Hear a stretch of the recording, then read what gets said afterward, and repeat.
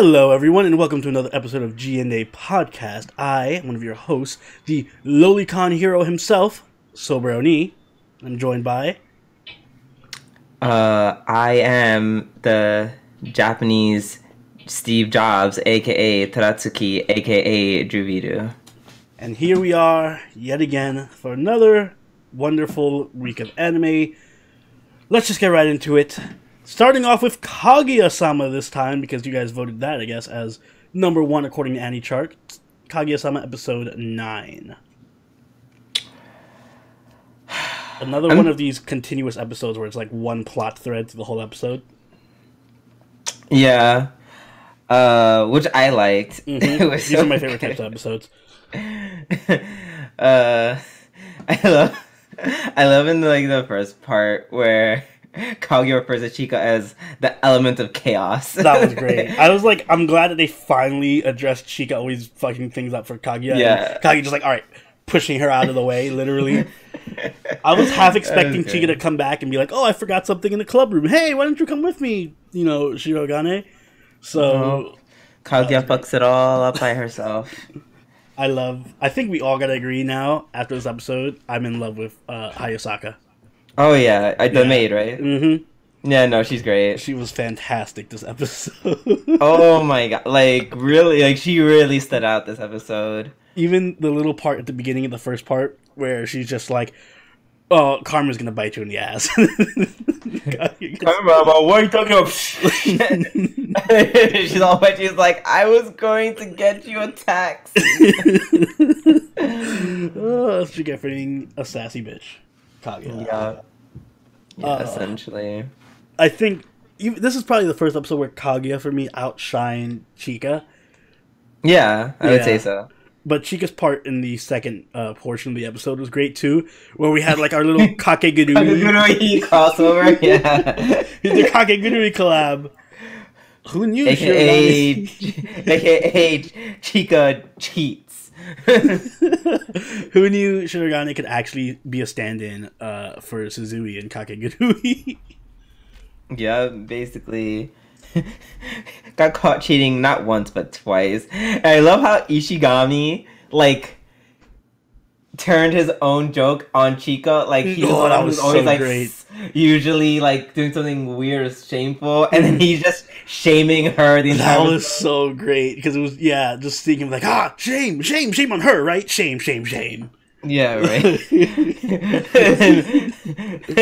I love the last part, she's walking out, she's like, oh, I'm just gonna go die, and he's like, try not to die. I was like, oh, that's perfect. Yes. Dude, that's so well. Great. Also, her method of cheating, I'm low-key thinking she's actually a genius. Well, I guess she is a genius because she's not dumb, but that second way she tried to cheat with the moving the cards in certain angles to mimic a clock. That was really smart. Yeah, that's very intelligent. I mean, it's not a surprise. She scored pretty high on the rankings, the test. It's one of those things where it's because she's always overshadowed by the other two. I just don't see how smart she is sometimes, but she's smart. Remember when she was like, okay, I was like, oh yeah, my dad's a diplomat, so yeah, of course I can speak French. Yeah, good point.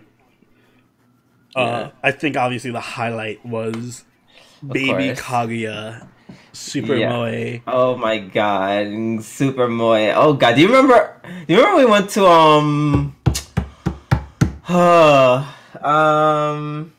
LibertyCon? Mm-hmm. And remember that woman who was so much older than she was trying to be, and she was just like, let me show you the art of Moe. And I'm just I thought of that when I saw Chika. Not Chika, Kaguya. Yeah, it was just kind of disjointed, but it worked all the more because of it. Also, her and Hayasaka's interactions were Hayasaka doing the fake English accent where she oh my her words and stuff. Yes, I love they're trying to pretend to be someone else. That was great. It was subtle at points because she slipped back into her regular accent and then was oh, I caught myself. Let me get back to and she goes back. Yeah. And then, of course, she devolves it into this conversation of oh, let's talk about Sigmund Freud real quick and the id and ego. And I'm like, all right. Yeah, I know she talks about that, and it's such a weird explanation. It's it's very almost like it's like this show's like a parody of all the Gatari series almost. Yeah, because she's like as she's like swinging it, she's literally just like slapping Kaguya's face. So great. And I'm like, that's a very what's the name of the studio? Shaft. Yeah, that's a very Shaft thing to do. All she needed was like the head tilting. Yeah, that's perfect. Exactly. Oh, it was so good. It was fantastic. And just like her reaction afterwards where Kaguya is like freaking out, like, what do we do? What do we do? And she's like inspecting the room and the sheets and everything. I know. I was like, oh, it doesn't look like anything happened. She does it almost disappointedly. Yeah. It's so fucking great. I love this show. I always say this, but like this episode was... I want to make it my episode of the week. I do too, but I feel like we have to hold it to a higher standard. Yeah, we do. We must hold the show to the highest. Or else it's going to win. It's gonna win every single time. Yeah. Just like I can't make the Mr. Kanojo episode of the week just because it's like super trashy and I love it. Being trashy. Kanojo. See, I can't like it every week. I can't make it episode every week. I want to, but I can't. Yeah. Either way, it was a great episode. As always, hilarious. Kagi is great. Chika's great. Hayasaka can now join the ranks of great. So, let us move on to another great show. And what I do have is my episode of the week.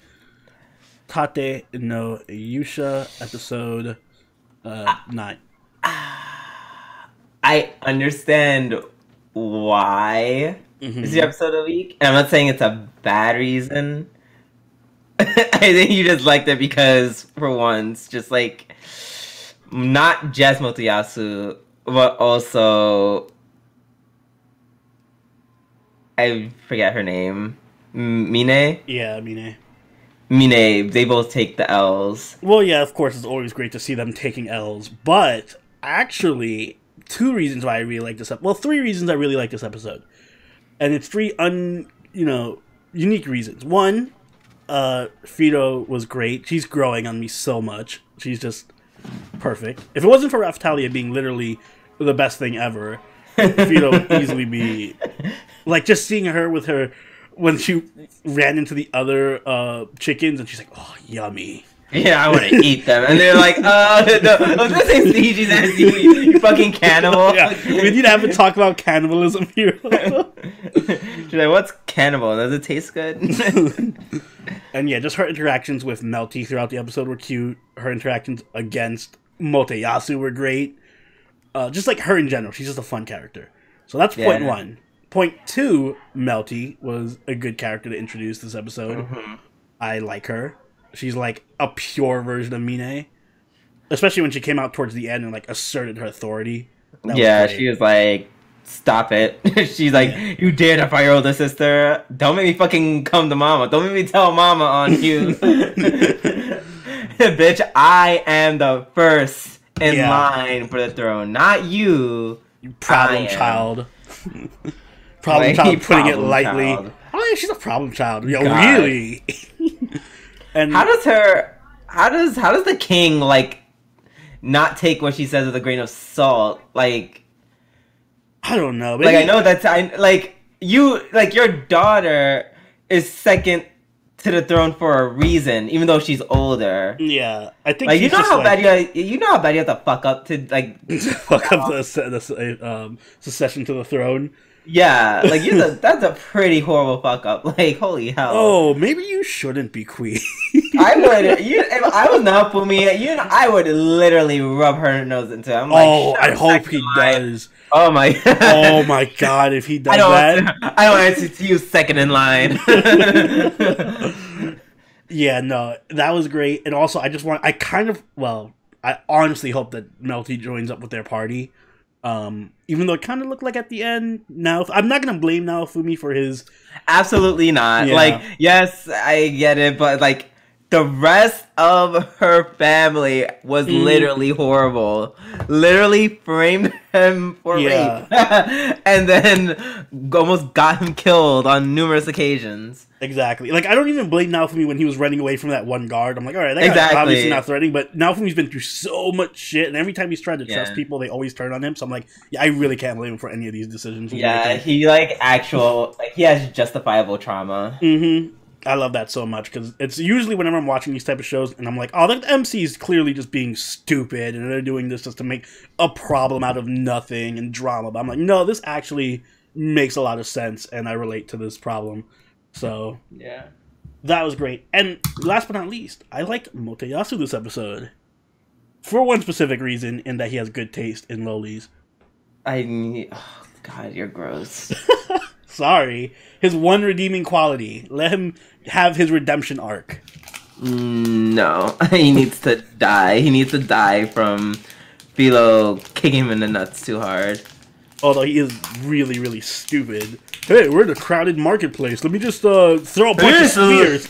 Oh my God. He literally just surprise attacks him in, like, broad daylight in public. I'm like, holy hell, are you really this, like, stupid? And the answer is clearly yes.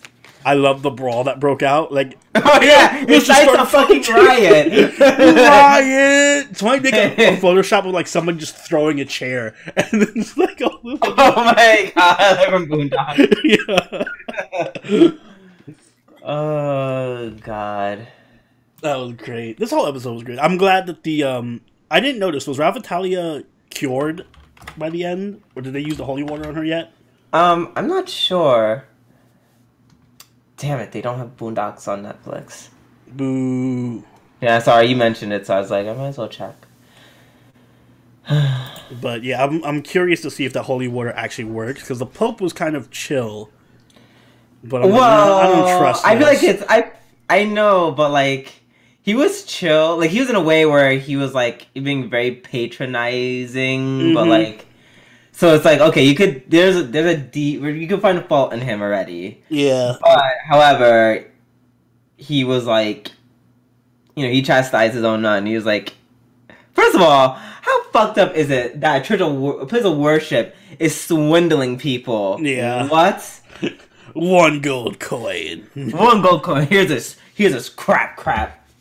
Holy potion.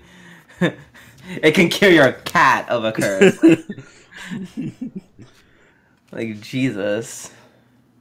So gross. I'm just half expecting him to use it, and it makes her, like, die even quicker or something. Yeah, right.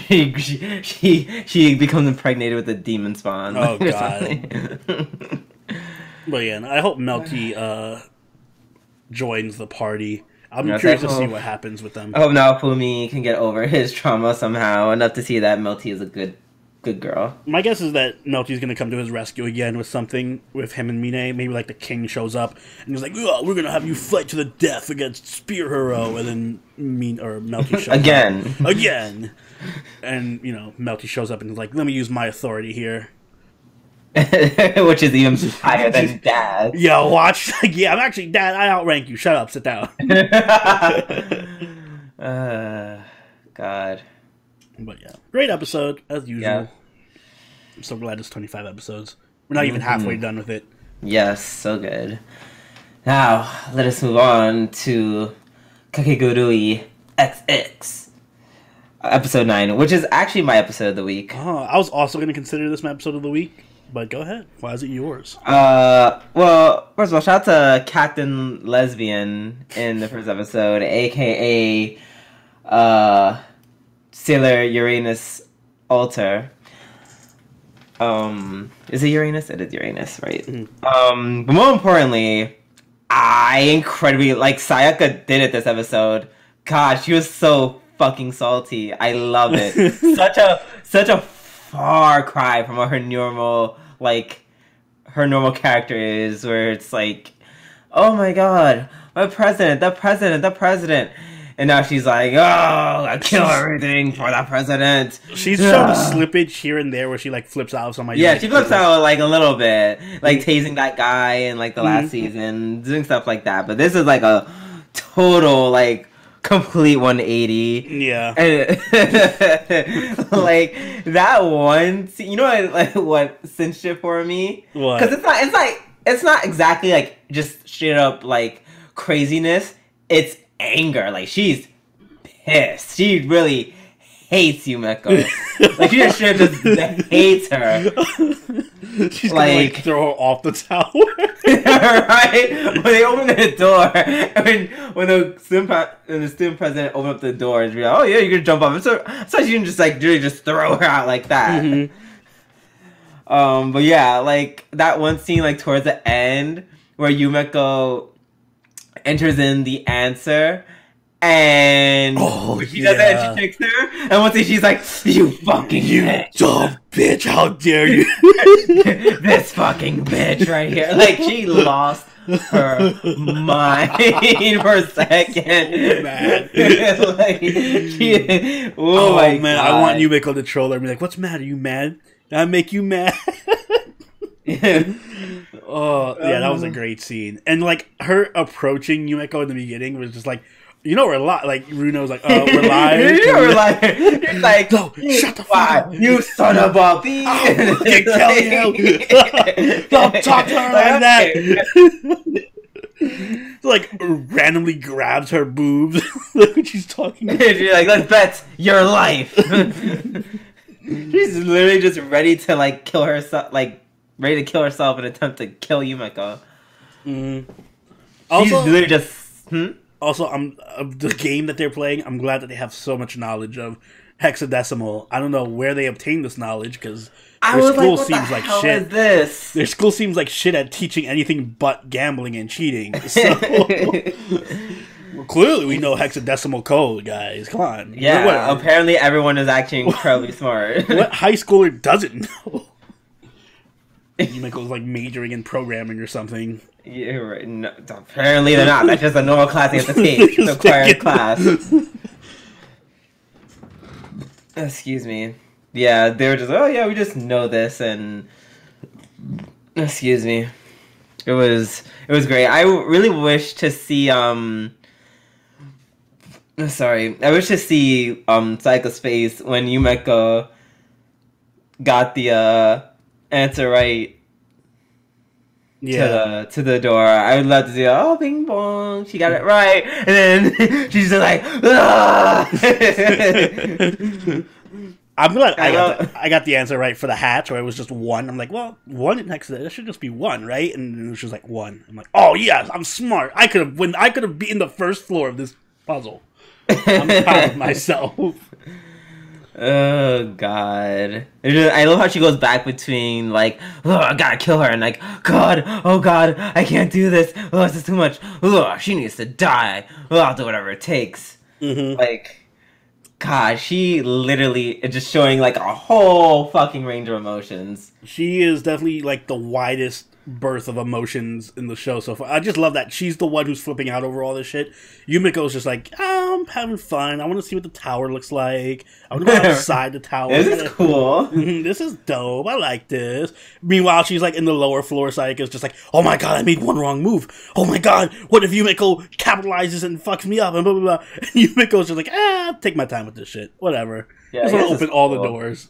I'm having a good old gay old time. I wonder if this is probably going to be the last arc, because what are episode 10 coming up next out of 12, so maybe I'm guessing this will end either next episode or the episode after. Oh my God.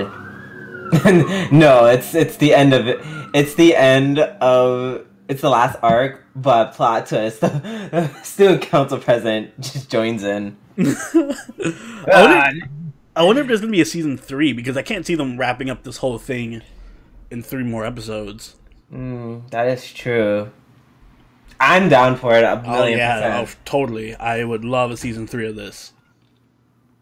Absolutely, 1,000,000%. But you know what I wouldn't love a season 3 of? Domestic Kanojo episode 8. 9. 9? Oh, never mind. Fuck me. I'm so excited I got the episode. Oh, I'm sorry. This is actually School Days episode 9. I don't know where to start with this episode, because, well, I do know. Fuck Natsuo. Natsuo is just full Makoto mode at this point. He's just one hair away from being Makoto.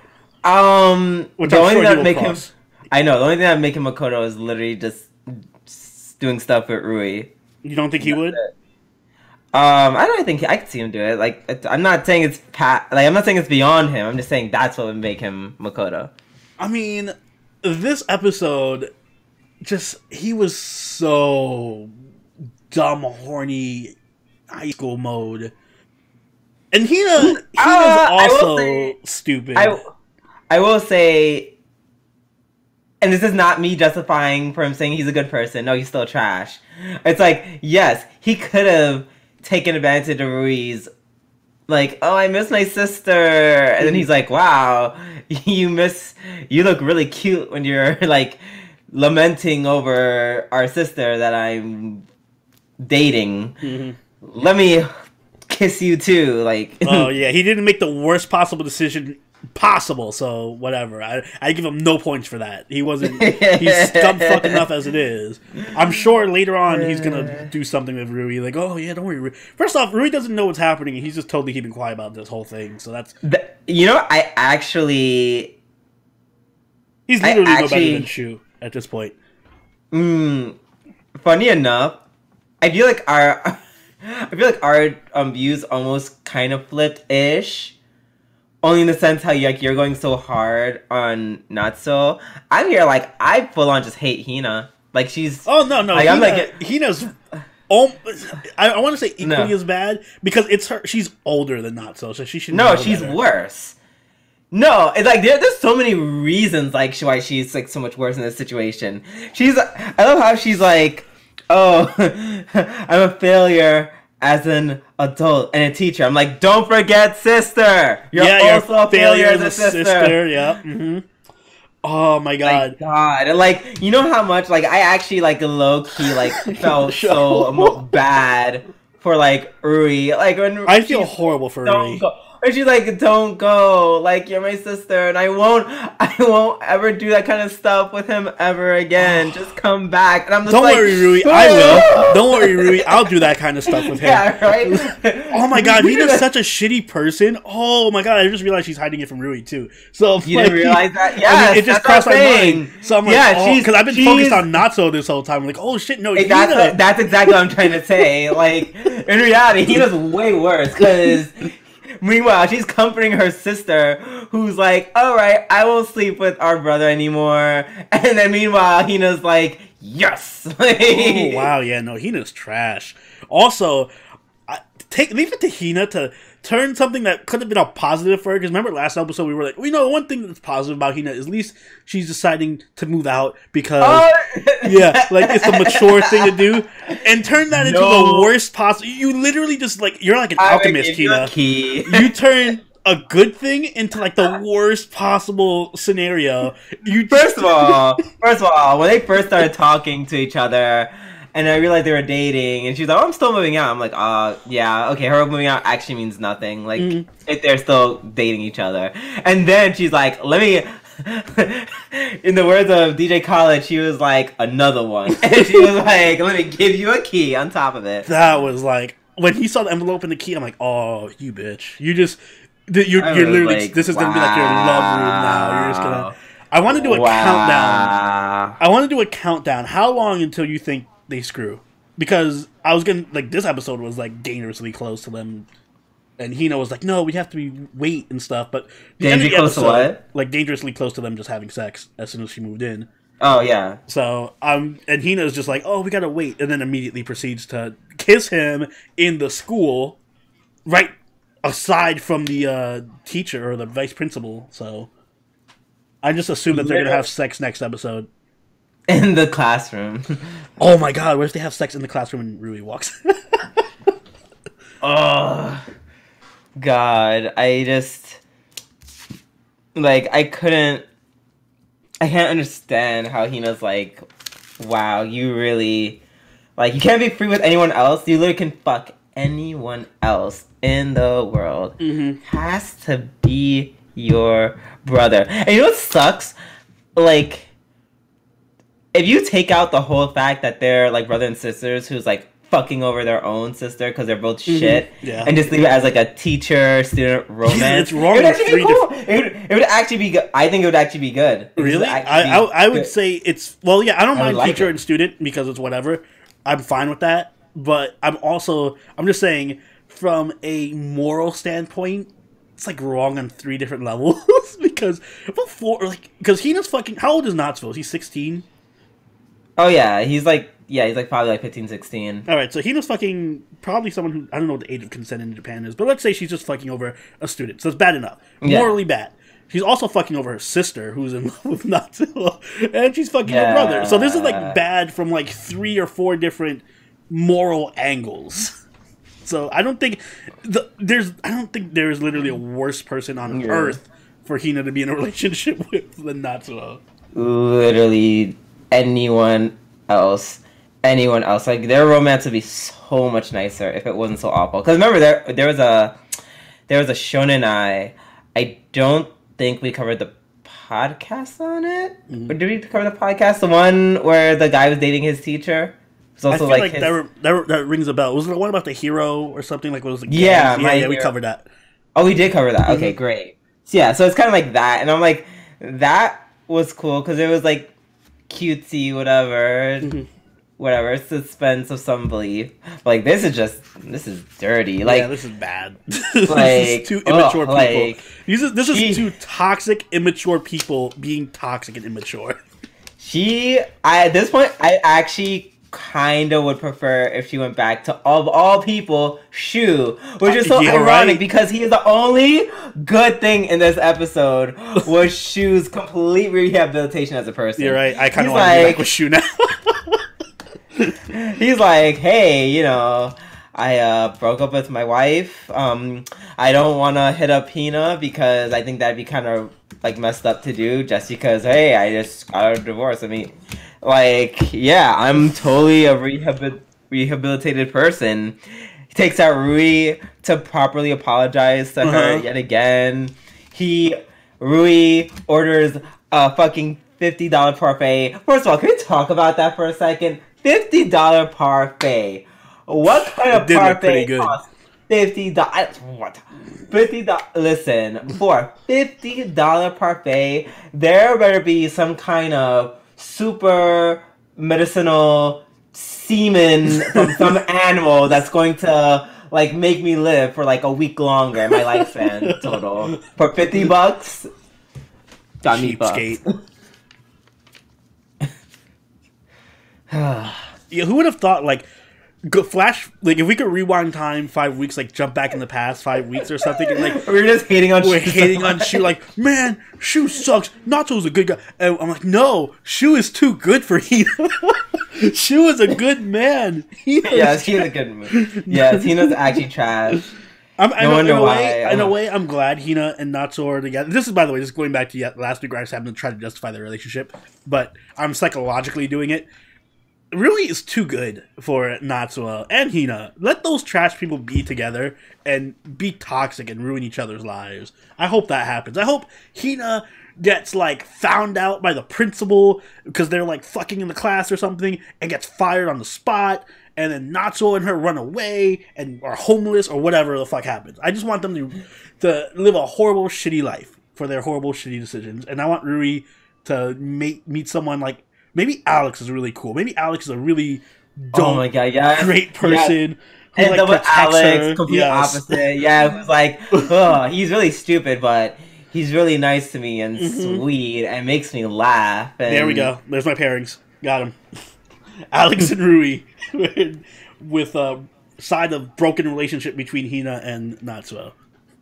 Yes, and then Hina cucks Hina cucks Natsuo and sleeps with like his friends. Oh, I always talk to her in the hallway. I think we're like writing the script to a doujin right now as we do the podcast. Take notes, all you doujin writers. Yeah, doujin writers, do that. Right, make that a doujin. All right. Well, like we said last week, this is now full trash territory, so I'm prepared for next week to be.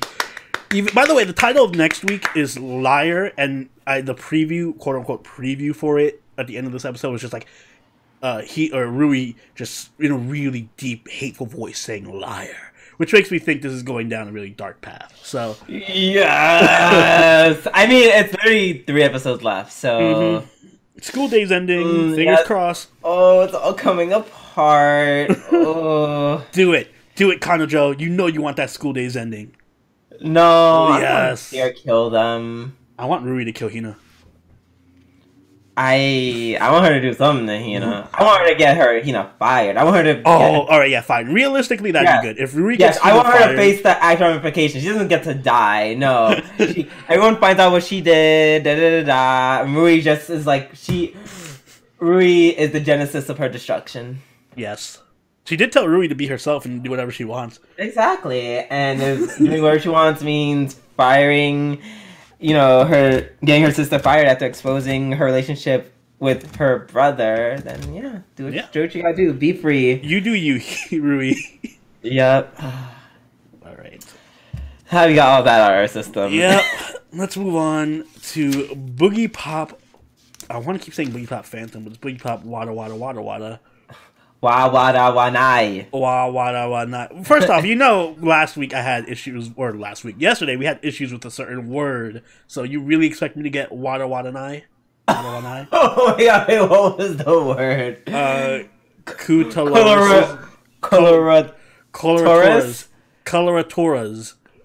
Coloratoras, yeah, that word. I don't know how it sounds like. Doesn't know how it sounds like clitoris. Whatever. There was no coloratoras or clitorises in this episode of Boogiepop, but what there was a weird but awesome storyline between a bunch of. I like this setup. I really do, because it's like all these weird characters. Some of them are new characters. Some of them are recurring old characters that came up. And I like the setup. I like the whole they're stuck in a tower and they have to confront their, regrets or biggest fears or whatever the thing that they're doing is. Yeah, in some nightmare form. Mm-hmm. I really like that. The thing I love about Boogiepop is it takes characters who are literally just like side characters that you see like once in the first part of the arc, and then the next part they're super important. Like, the first part of this episode... Oh, by the way, we're doing episodes 14 and 15. Yeah. So, yes, now we're officially caught up. Yeah, great. We're caught up. Episode 14, it started off with, like, literally for, I think, a minute or less. There was a scene with this kid and his mother, and then the kid runs away to use the bathroom, and he runs into that guy, the rich Steve Jobs type of dude who built a tower, and he's like, whatever. And then the next episode, they're like the central figures of the whole. His mom really had a relationship with this guy. That was such a great reveal. That was such a great twist. And I'm like, oh man, it adds so many layers to this. Literally, mom who had one line in the previous episode, and I thought was just a generic NPC in the background.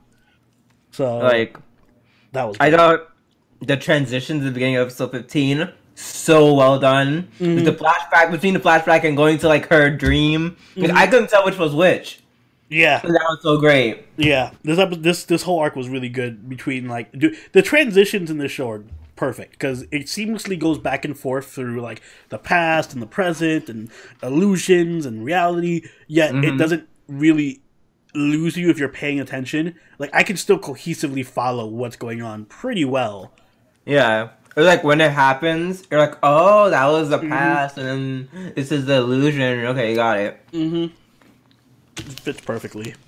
And I like the way their storylines kind of come together. I'm really interested in this kid's mom and what she has to do with this whole thing. And this kid has to do with this whole thing. I'm guessing. Because clearly this rich guy was like one of the Toa synthetic humans or whatever. And he built this tower to get revenge or get something out of it after his demise. That's a pretty good guess. That's my guess. Yeah, he was being targeted. And he said he was going to be killed, so that's a very good educated guess. And Toa has been, involved with like the past 2 arcs. If I'm not mistaken. Yeah, I think they've always been involved since, maybe not for the first arc. And not with the Manticore. No. Although, what's her name did... The Manticore did kind of make a reappearance in this... Well, not her, but her boyfriend made a reappearance in episode 14.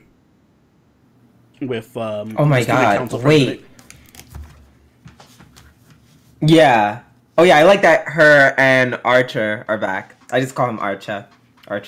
Why are we calling him Archer again? Because that's how you killed the Manticore. Oh, yes. But, yeah, no, I'm glad that they're back. I feel like the other girl that was there. Who? Which one? She's like a brunette. You know they only say her name like in the second episode. I feel like they almost Sakiko. Yeah, like she's the one who's walking along the train tracks with Hina, right? Yeah. With the good Hina. With the good Hina, or is it? Maybe this is real Hina. Oh yeah, I was gonna say. I think you're right about him being Toa or being part or used to be part of Toa or something like that, and I actually have like very like decent what's the word, circumstantial evidence to back up your claim, which is remember what they say. Remember the whole concept about like him, like when he's talking to the mom about wanting I keep calling him Steve Jobs to be the father. Remember what he says? Well, like he can't have children. Mm-hmm. And who can't have children? Yep, exactly. The artificial humans. Yep. Yeah. See, it all clicks together. Like the little fragments of information you get from each arc, like put together this big cohesive universe. It's so cool. Really, really good storytelling. Yeah, this is definitely better than the last one. Is that the one we didn't like? Or the one before? No, the one before. The last one was okay. The last one was the one with the doctor. Wait, which one was... Wait, which doctor? Were you talking about the last arc? Wait, wasn't the one... And then the second arc a doctor too? The second arc was the counselor Imaginator guy. Oh, Imaginator. Okay, yeah. And then the third one was... Crazy doctor who kept regenerating her body parts. Oh, her. Okay, right. And it was all a flashback, yada, yada, yada. I forgot what her name was. It was like Blood Ghoul or something. Guys, I'm sorry. I have had like 5 Drew's or less. 5 or less hours of sleep. I am literally running on fumes. Yes.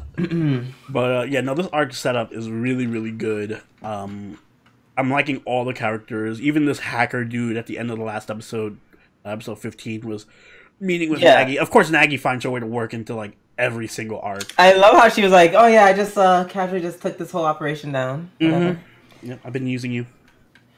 And of course, he's like smart enough to like wake himself up. Right. Yeah, and this whole area is just filled with people who've been knocked out. Yeah, and then he wakes up Archer, which means Archer's gonna kill someone. Yeah, I'm also curious about. In the 14th episode, the last episode, there was like the security guard, and he was in a cafe with this woman. Like, they didn't go back to that, so I'm wondering if that's going to be the perspective of the 3rd episode in this arc, or what. Like, I feel like that's going to be important too. I just love the way. Yeah, I feel like they wouldn't. Yeah, I feel like they wouldn't show that scene specifically for no reason. Like every other scene that we've seen,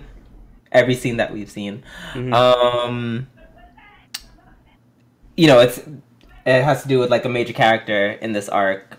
So just to go to him, and then just nothing else like that. Yeah, that seems a little fishy. Yep. Little speesh. Also, we had Boogiebop herself pop up a few times here and there, which was nice. Yeah, she's like. Watashi wa Boogiebop, and then gone. I still exist in the show. Bye. And here I go. Like, yeah. See you 3 episodes from now. Bye. Yeah, exactly. My saver was life. All right. Let us move on to Reincarnated as a Slime, episode 22. So think about this episode. It was a pleasant episode. I didn't dislike it in any way, shape, or form. It's just there wasn't much to say about it. Yeah, it really stretched. I feel like usually slime is more fast paced, and when What are you talking about? Like sometimes it's fast paced. Like all right, compared to this episode, it's usually a lot more fast paced. I feel like I could actually quote you saying how. Oh, well, I was just about to say, but when it's slow paced, it's really slow. Yeah, this was one of those episodes. Yeah, hot damn. And it was like this episode felt like it could have been done in maybe 10 minutes tops. Like there was just so much like them walking around, talking with the fairy, more talking with the fairy. Yeah, well, she's like a good character, but I like her. But yeah, she's just like, all right, you guys, all right, come on, let's move it along. And it just felt like they were just dragging their feet across this episode. Like, all right, we gotta slow down because we don't want to go too far ahead of the manga or the light novel or anything like that.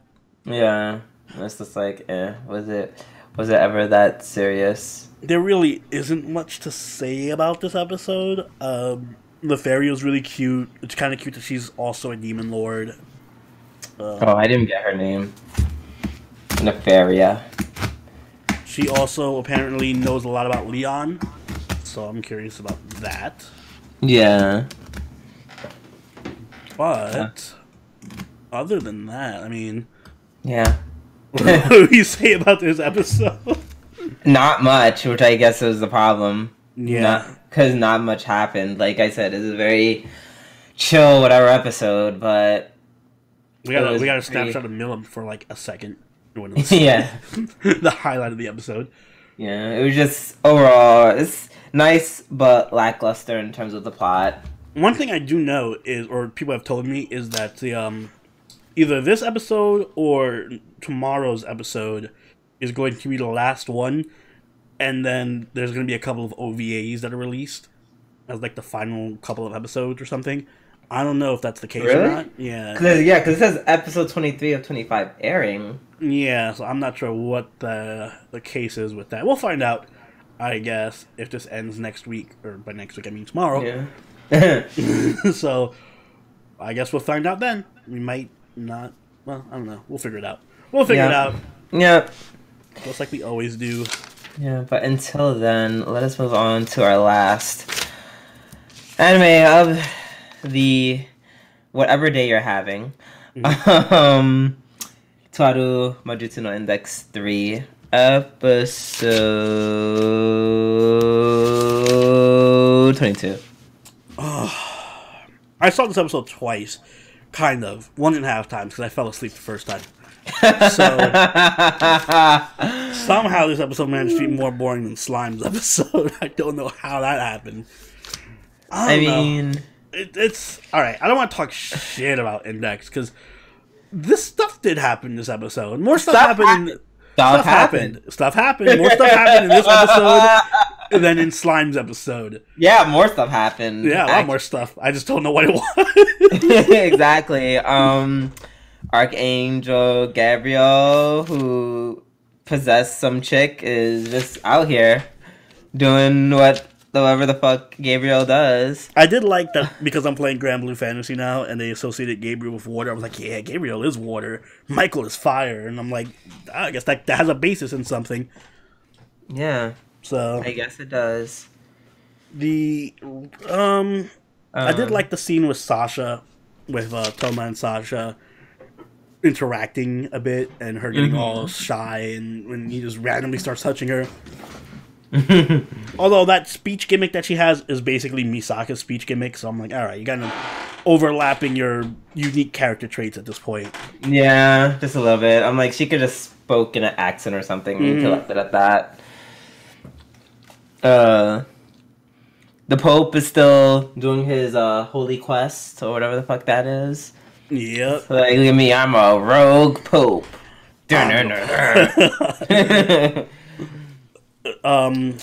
What was I going to say about the... Misaka...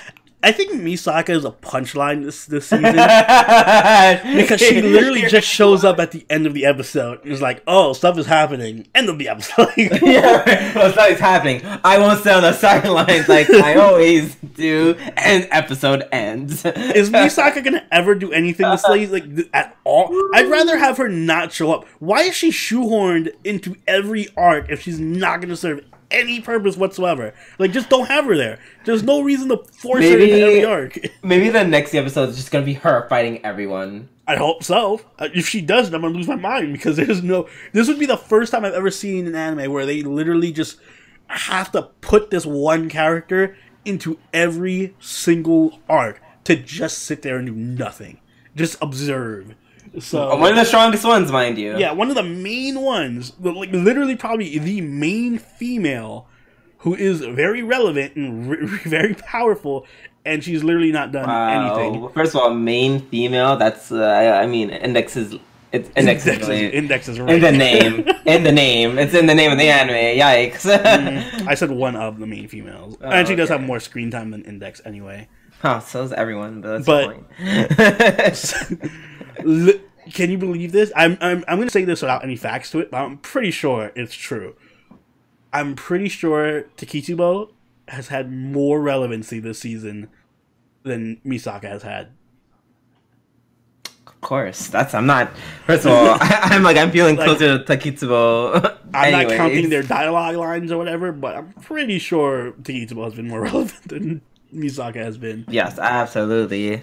Hell, Lesser has been more relevant this season than Mikasa has. Yikes. I'm sorry, Yikes. it's true. Okay. Stop hurting her like this. I'm hurting her with facts. So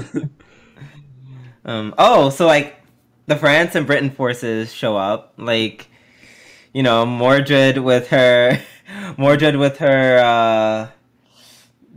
forget the name of the sword. Oh man, I forgot the name of it too. It was like Clement, Curtain, something. The Curtain, yeah, Curtain. Or Cortana. And then Cortana, yeah, thank you.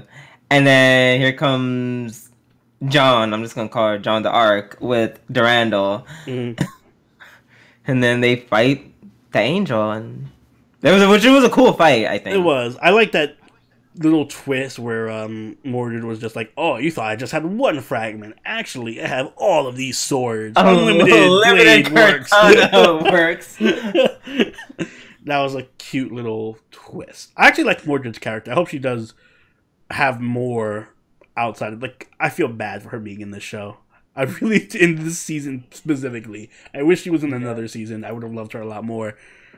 But she is great. She's a great character. Yep. Oh, and they're launching a nuke. Oh yeah, also they're launching a nuke. Nuke's being launched. Again, Mordred was also able to, like, just launch a bunch of tactical missiles as well. Just whatever. Yeah. She was like, I'm going to use my stuff the right way, because I'm awesome like that. Maybe Misaka is going to stop the nuke. Maybe that's what she does this season. Am I getting my hopes up? Yeah. That she's gonna stop Absolutely. Absolutely. I feel like Accelerator is going to do it, because I feel like if there's anyone more capable of stopping a nuke, it would be like him. She could do some electrical shit and be like, I neutralize the electricity in the nuke or whatever. I don't know. Make up some BS. Index is good at that. Yeah. They are.